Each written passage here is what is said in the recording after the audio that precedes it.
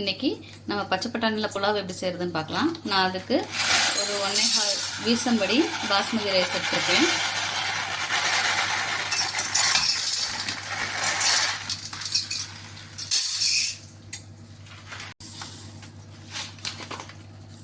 ஒன்னேகால் வீசம்படி எடுத்துருக்கேன்.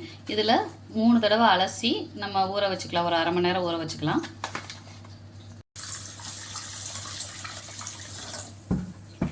அரிசியை அரை மணி நேரம் ஊற வச்சு 3 தடவை கழுவி எடுத்தாச்சு.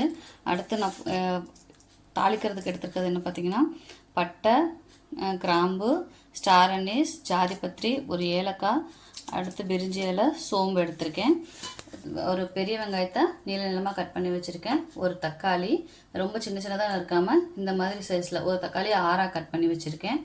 அடுத்து கொத்தமல்லி தழை பொடி பொடியாக கட் பண்ணி வச்சுருக்கேன். பச்சை மிளகா 2 பச்சை மிளகா எடுத்திருக்கேன். அதில் ஒரு பச்சை மிளகா முழுசாகவும் ஒரு பச்சை மிளகா 2ஆக கட் பண்ணி போட்டிருக்கேன். ஏன்னா இதில் நம்ம வேறு எதுவும் சேர்க்காதனால காரத்துக்காக ஒரு பச்சை மிளகா 2ஆக கட் பண்ணியிருக்கேன். நீங்கள் கொஞ்சம் காரம் அதிகமாக சாப்பிட்றவங்களா 2 பச்சை மிளகாவையுமே 2ஆக கட் பண்ணி போட்டுக்கலாம்.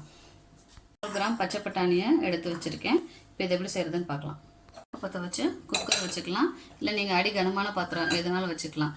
இப்போ இந்த குக்கர் வந்து சூடாகட்டும். எண்ணெய் ஊற்றிக்கலாம். குக்கர் சூடாயிடுச்சு. நான் ஃபஸ்ட்டு நெய் வந்து ஒரு 1.5 ஸ்பூன் விட்டுக்கிறேன். 1.5 ஸ்பூன் நெய்.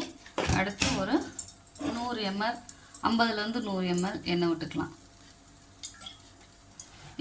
இப்போ எண்ணெய் காஞ்சதும் நம்ம மசாலாலாம் போட்டுக்கலாம். இந்த ட்ரை மசாலா காஞ்சிருச்சு. எண்ணெய் காஞ்சதும் நம்ம இந்த பட்டை, கிராம்பு, சோம்பெல்லாம் போட்டுக்கலாம். சோம்பு வெடிக்கவும் நம்ம வெங்காயத்தை சேர்த்துக்கலாம். சோம்பு பொரிஞ்சிருச்சு. நம்ம வெங்காயத்தை சேர்த்துக்கலாம். வெங்காயம் வந்து நமக்கு பிரியாணிக்கு மாதிரி ரொம்ப ப்ரௌனிஷாக வேண்டாம், கண்ணாடி பதம் வந்தால் போதும்.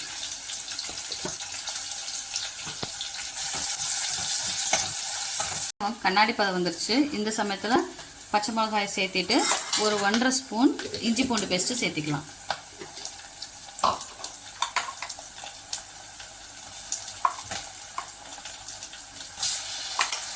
இந்த பச்சை வாசனை போகிற வரைக்கும் வணக்கி விட்டுக்கலாம். இஞ்சி பூண்டோட பச்சை வாசனை போயிடுச்சு. இப்போ எடுத்து வச்சிருக்க பச்சை பட்டாணியை சேர்த்துட்டு ஒரு 2 தடவை வணக்கிக்கலாம்.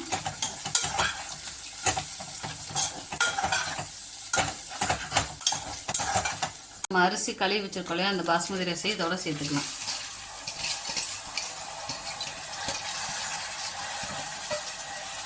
இதோட சேர்த்து நல்லா மிக்ஸ் பண்ணி விட்டுக்கலாம்.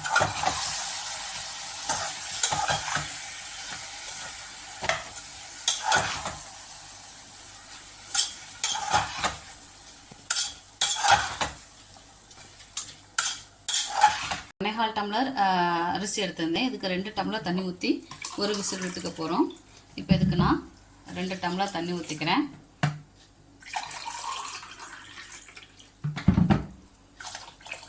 இப்போ இந்த சமயத்தில் நம்ம என்ன பண்ணிக்கலாம்னா, இந்த சாதத்துக்கு தேவையான உப்பு போட்டுக்கலாம்.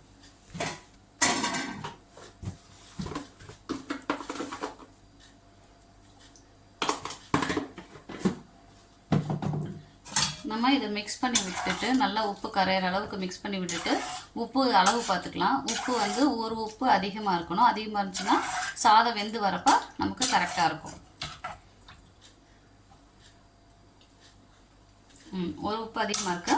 இப்போ நமக்கு வெந்து வரப்போ கரெக்டாக இருக்கும். இப்போ இந்த சமயத்தில் நம்ம என்ன பண்ணிக்கலாம்னா, நம்ம எடுத்து வச்சுருக்க கொத்தமல்லி, தக்காளி முதல்ல போட்டு வணக்கணும்னா இந்த புலாவோட கலர் வந்து சேஞ்ச் ஆயிரும், ஒயிட்டாக கிடைக்காது. அதனால நம்ம என்ன பண்ணிக்கிறோம்னா, தக்காளியை வேக வைக்கிறப்ப இப்படி முள்ளு போட்டுட்டு அது மேலேயே கொத்தமல்லியும் நம்ம தூவி விட்டுக்கலாம். இப்போ இதை ஒரு மிக்ஸ் பண்ணி விசில் போட்டு ஒரு விசில் மட்டும் விட்டுக்கலாம். இப்போ இதை சிம்மில் வச்சு ஒரு விசில் விட்டுக்கலாம். ஒரு விசில் வந்ததுக்கப்புறம் ஓப்பன் பண்ணி பார்க்கலாம். ஒரு விசில் வந்து விசில் ப்ரெஷர் அடங்கிடுச்சு. இப்போ ஓப்பன் பண்ணி பார்த்துக்கலாம். சைடில் இருந்து எடுத்து விட்டுக்கலாம். சைடில் இருந்து எடுத்து அப்படியே மிக்ஸ் பண்ணி விட்டுக்கலாம், இல்லைன்னா சாதம் உடஞ்சிரும்.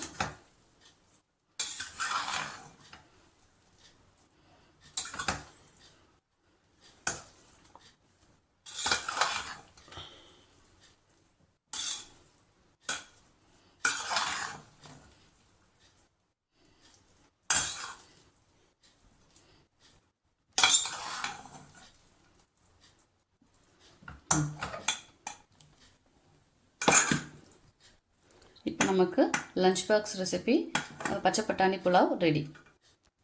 உங்களுக்கு இந்த வீடியோ பிடிச்சிருந்தா மறக்காமல் சப்ஸ்கிரைப் பண்ணுங்கள், லைக் பண்ணுங்கள், ஷேர் பண்ணுங்கள். தேங்க்யூ.